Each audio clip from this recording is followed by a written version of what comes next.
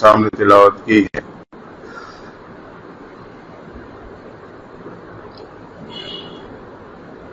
جس میں اللہ تبارک و تعالی اپنے محبوب کی شان کو بیان فرما رہے ہیں۔ فرمائے محبوب پیغمبر ہم نے آپ کو نہیں بھیجا مگر تمام عالم کے لیے رحمت بنا کر۔ اللہ رب العالمین ہے، آپ رحمت للعالمین ہیں، کل جہان کے لیے رحمت بن کے آئے، مگر اپنی امت کے لیے انتہائی شفیق اور مہربان ہے۔ اللہ تعالیٰ فرماتے ہیں حریص علیہ ما عنتم،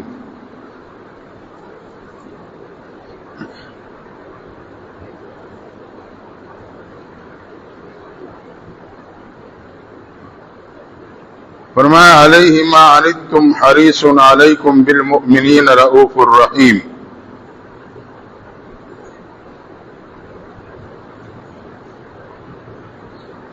عزیز علیہ ما عنتم حریص علیکم بالمؤمنین رؤوف الرحیم۔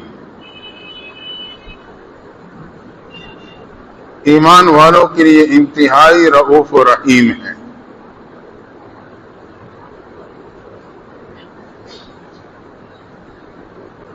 فرمایا تمہارے پاس ایک ایسا رسول بھیجا جو تمہارے میں سے ہے،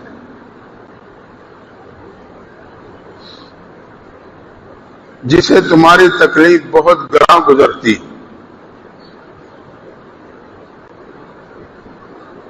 اور اسے تمہاری ہی بھلائی کی دھن ہے۔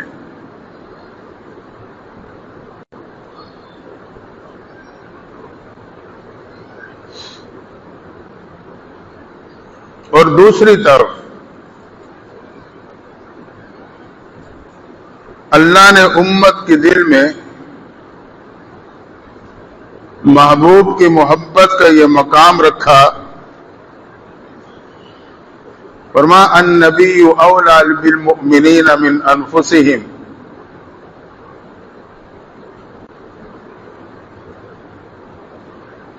نبی انہیں اپنی جان سے بھی زیادہ پیارا ہے۔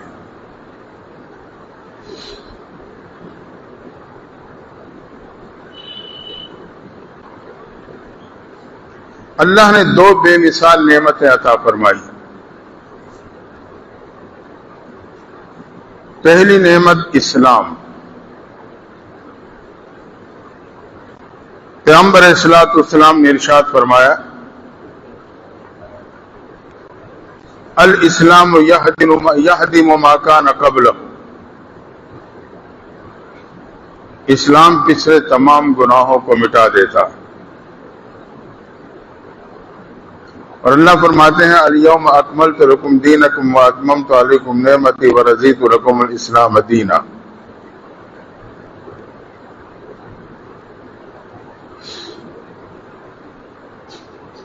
اس آیت کریمہ میں دین اسلام کو اللہ نے نعمت کہا ہے، تو ایک نعمت تو دین اسلام، دوسری نعمت نبی کی ذات۔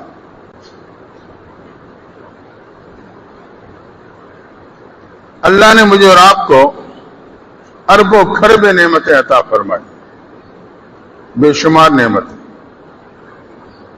وَإِن تَعُدُّوا نِعْمَتَ اللَّهِ لَا تُحْصُوهَا، فرمایا گننا بھی چاہو تو نہیں گن سکتے۔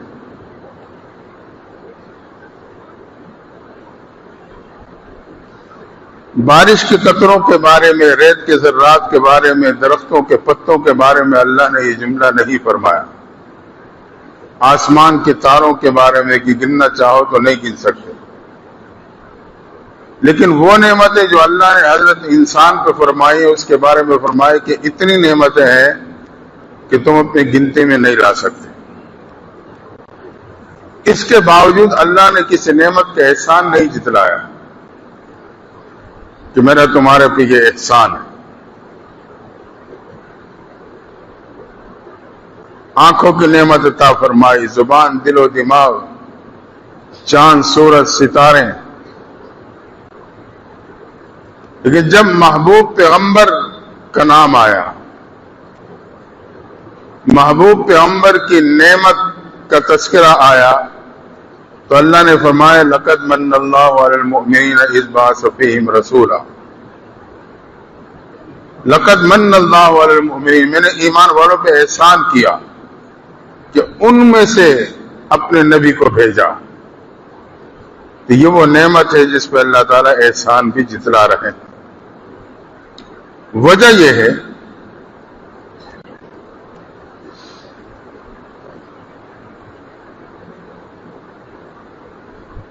کہ پیغمبر علیہ الصلوۃ والسلام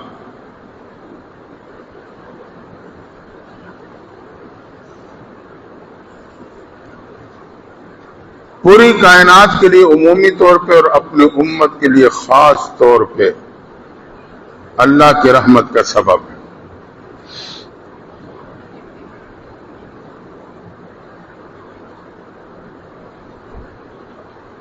پورے جہان کے لیے رحمت ہے. اس کی مثال آپ یوں سمجھیں، جیسے ایک عورت کے دل میں بچے کی محبت ہوتی فطری طور پر. ہر بچے سے وہ عمومی طور پہ محبت رکھتی ہے، اپنے بچے سے خصوصی طور پہ.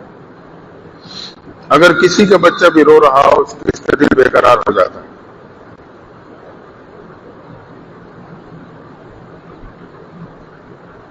تو اپنے بچے کے لیے خاص طور پر. تو محبوب بھی رحمت ہے کائنات کے لیے عمومی طور پہ، اپنی امت کے لیے خاص طور پر. دو عورتوں کا مقدمہ آیا.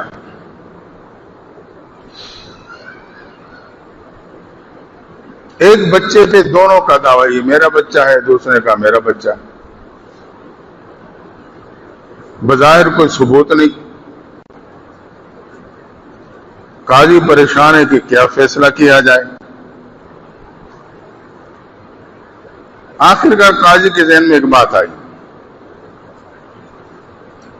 اس نے کہا جب تمہارا اختلاف ختم نہیں ہو رہا، ہر عورت یہ دعویٰ کر رہی ہے میرا بچہ ہے، تو ایسا کرتے ہیں بچے کے دو ٹکڑے کر دیتے ہیں، ایک کو دے دیتے ہیں، دوسرا دوسرے کو دے دیتے ہیں.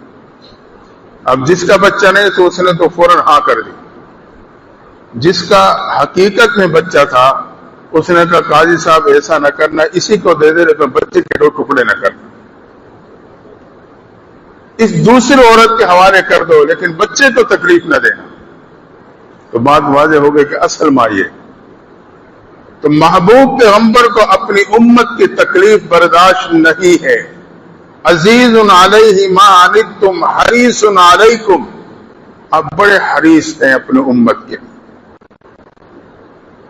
تکلیف کو برداشت نہیں کر سکتے.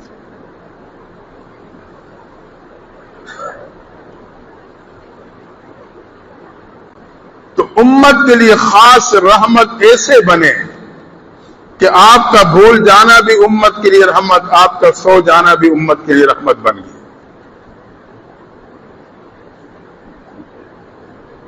چار رکعت کی نماز ہے، جماعت کرا رہے ہیں، 2 رکعتوں پہ آپ نے سلام پھیر دی. صحابہ حیران ہوئے، پوچھنے کہ اللہ کے نبی نماز قصر ہو گئی یا آپ بھول گئے؟ صحابہ سمجھے شاید وہی آ گئی ہو، عصر ظہر کی نماز قصر ہو گئی ہو 2 رکعت. محبوب نماز قصر ہو گئی یا آپ بھول گئے؟ فرمایا نہ نماز قصر ہوئی ہے نہ میں بھولا ہوں. صحابہ نے کہا محبوب کچھ نہ کچھ تو ہوا ہے، یا نماز کے قصر ہونے کا حکم آیا یا آپ بھولے ہو. آپ نے فرمایا صحابہ نہ قصر کا حکم آیا ہے نہ میں بھولا ہوں، بلکہ میں بھلایا گیا ہوں، اللہ کی طرف سے بھلایا گیا ہوں. نتیجہ کیا نکلا؟ اس بھول کی وجہ سے اللہ نے سجدہ سہو کا حکم نازل کیا، آپ نے سجدہ سہو کیا، نماز مکمل کی تو نماز درست ہو گئی. امت کے لیے آپ کا بھول جانا رحمت بنا. آج ہمیں سجدہ سہو کا گوئے کہ یہ حکم ملا، اگر نماز میں واجب چھوٹ جاتا ہے یا فرض آگے پیچھے ہو جاتا ہے تو ہم سجدہ سہوا کر لیں تو ہماری نماز مکمل ہو جاتی. تو بھول جانا بھی امت کے لیے رحمت، حتیٰ کہ آپ کا سو جانا بھی امت کے لیے رحمت بنا.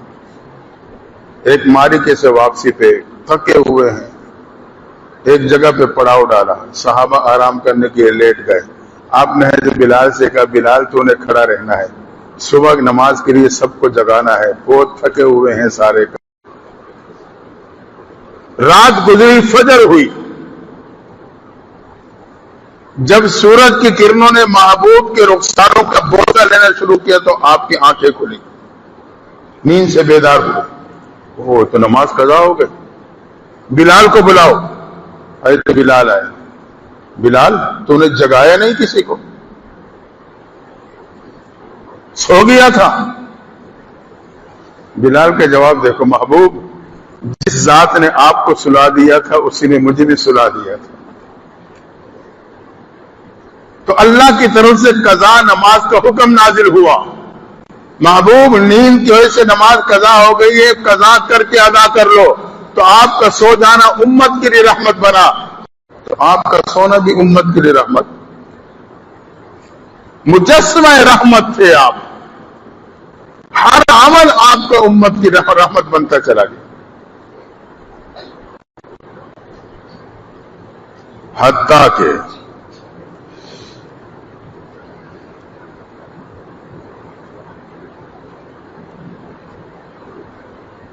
آپ کا بد دعا دینا بھی رحمت بن گئی. آپ نے دعا مانگی، اللہ اگر میری زبان سے کسی کے لیے بد دعا نکلے تو وہ اس کے حق میں دعا کی صورت میں قبول کر لینا. واقعی آپ رحمت للعالمین ہیں، لیکن اس امت کے لیے خاص رحمت ہے.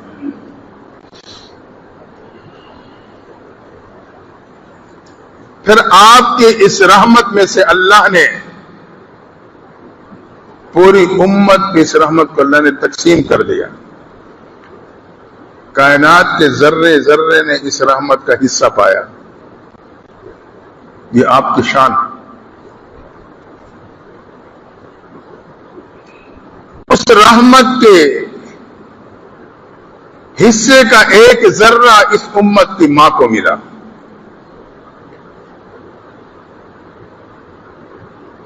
مائیں قیامت تک آئیں گی، انسانوں کے نہیں، جانور، درند، حشرات، پرند.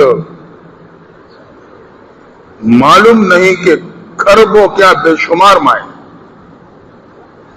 اللہ نے رحمت کے اس حصے کا ایک ذرہ قیامت تک آنے والی کھربوں ماؤں پہ تقسیم کر دی. یہ اسی رحمت کے اس ذرے کا اثر ہے کہ ماں اپنے اولاد کے لیے کیسی محبت رکھتی ہے. انسان ہے یا جانور، چرند ہے یا پرند.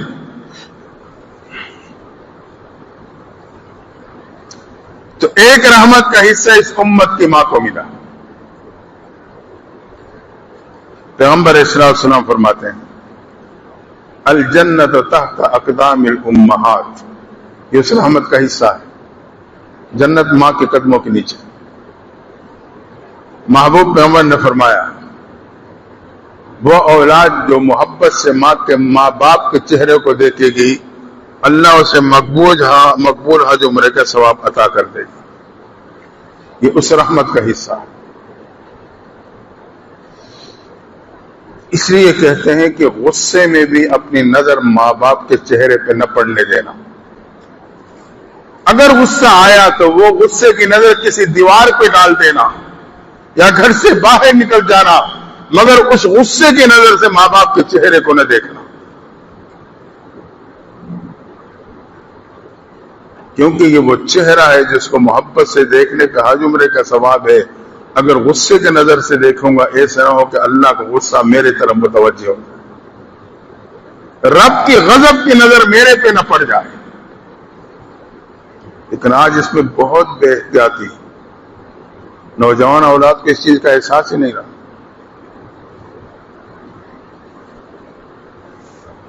نوجوان بیٹے کو ایک بات دوسری دفعہ کہہ دو اس پہ گولی کی طرح لگتی. باپ کی دوبارہ کیوں کہا, دوبارہ کیوں پوچھا؟ وہ کہتے ہیں نا کہ باپ نے کوئی بات کی تو بیٹے کو غصہ آ گیا, ایک بات پوچھی سمجھ نہیں آئی, دوبارہ پوچھا, پھر پوری سنائی نہیں دی, تیسری دفعہ پوچھے, بیٹا غصے میں آ گیا. باپ نے کہا بیٹا ایک زمانہ تھا تو چھوٹا سا میرے گود میں تھا, سامنے دیوار پہ آ کے کوا بیٹا, تو نے کہا ابو یہ کیا ہے؟ میں نے کہا بیٹا کوا ہے. پھر پوچھا ابو یہ کیا ہے؟ میں نے بڑے پیار سے کہا بیٹا کوا ہے. تقریباً تو نے 50 مرتبہ سوال کیا, میں نے 50 مرتبہ پیار سے تجھے جواب دیا, آج میں ایک بات تیسری دفعہ پوچھا ہے تو غصے ہو چکا, تجھے غصہ آ گیا. میں نے تو ہر دفعہ پیار سے جواب دیا.